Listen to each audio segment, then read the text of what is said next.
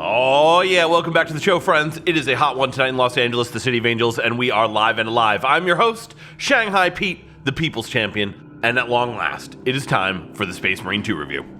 The long-awaited sequel that most were sure we would never get to the cult action hit by Relic is finally out, even if many of us naughty boys played the dev leak from earlier this summer, and I will not bury the lead. It's awesome. Exactly how awesome and whether it may be your type of awesome must be discussed, however, so let us waste no more time and get deep inside Space Marine 2. First things first, miraculously, this is a game for 40k fans before anything else. I can't believe I'm saying it, because for fans to actually be first and foremost and centered in the minds of any devs these days is downright insane, but it is true. Now, that's not to say you must be a 40k fan to enjoy this, not at all. Space Marine 2 is a fantastic third-person action game all on its own in the revered and beloved tradition of over-the-top, if simple fun, of games like Gears of War. It's gory, frantic, horrifying, comically absurd, and most importantly, a rigid adherent to the cult of the rule of cool. Does a sword that's a chainsaw really make sense? Not at all. Is it fucking cool though? Fuck yes. Okay, put it in. What about assault rifles that shoot mini grenades instead of bullets? Ridiculous. Put it the fuck in there. You don't have to know anything about Warhammer 40,000 to think that that sounds great. Whether you're sawing through hordes of nightmarish aliens made of little more than teeth and claws with a chainsword the size of a person, or splattering heretics with a glowing hammer that makes Thor look like a pussy, this game will have you wishing your eyeballs were bigger so you could just drink in more of it at once. It's gorgeous, traumatizing, blood-soaked military sci-fi at its best. Now, a bit of an aside here, but truly grim dark IPs are actually relatively rare. In a fantasy setting, definitely, but even more so in science fiction. You usually get either like Star Trek, Star Wars, or Mad Max, or some we had to fight the robots mix of both. There's nothing else really like Warhammer 40,000 in a seriously grim dark setting, where anything from the Knights of King Arthur fighting monsters to noir detective stories or tales of horror to rival Lovecraft can all fit comfortably together, and the devs at Saber managed to capture all that here in thorough, faithful, and awe-inspiring detail. This is easily, by far, the best 40k has looked since Darktide, and if you've played Darktide, you know that is a high bar to clear. Gothic cyclopean cityscapes tower above you, reaching beyond the sky. Nightmarish alien perversity pours across sprawling swamps and terrifyingly exotic biomes like spilled mountains. Ancient catacombs filled with dead logic engines from beyond history, and city-sized churches that someone put engines on and launched into space are all the norm here, and yo, it is sick as fuck. Whether you're already a 40k fan or just like action games, the vibes, as they say, are immaculate. But as Socrates once said, what are vibes without something to shoot at? I could easily spend the entire review just gushing about 40k, and honestly, I'm pretty tempted to as it is, but there is an actual game here, and a good one, so there are naturally things that must be addressed.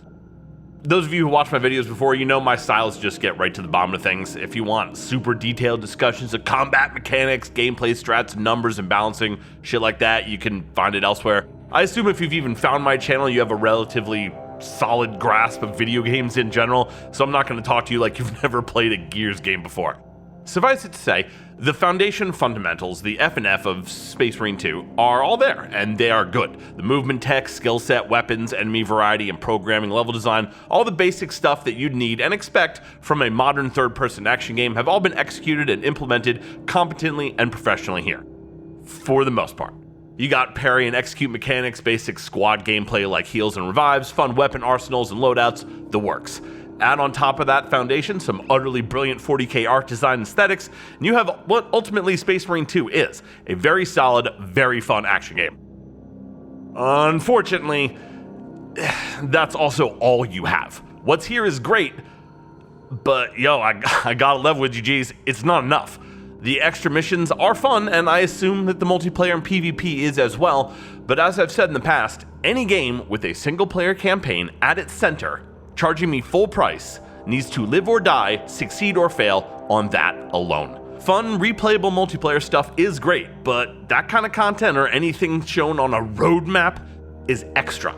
It's nice to have, but if I'm not completely satisfied just playing the single-player campaign, your shit needs more. That's just how it is, and Space Marine 2 needs more. The first time I finished the campaign, I was praying out loud that what I was perceiving as likely the last mission wasn't really the last mission. Right up until the credits rolled, I was practically screaming, that can't be it. But it was, and is. Guys, brosies, geez. If I said it once, I've said it 1,000 times. At $70 fucking, you cannot just give me 10 hours. You can't. It's too much money and not enough game. This was a $40 game, $39.99, 10, 12-hour campaign, that's fine. But I'm sorry, if I'm spending close to $100, you need to give me more than 10 hours of gameplay. Multiplayer does not count, and I don't give a fuck what your roadmap says. Not every game is a live service. In fact, no game should be a live service, but that's a story for another time. If you're getting all my money at once, I want all the fucking game at once too. To give you an idea of what acceptable length is, at least in my opinion, look at Resident Evil 4, the original or the remake, doesn't matter. The first time you play that game, if you're being honest with yourself, first time you play it, no facts, just trying to experience it, it's easily a 20-hour game. 30 plus if you want to be an autist about it.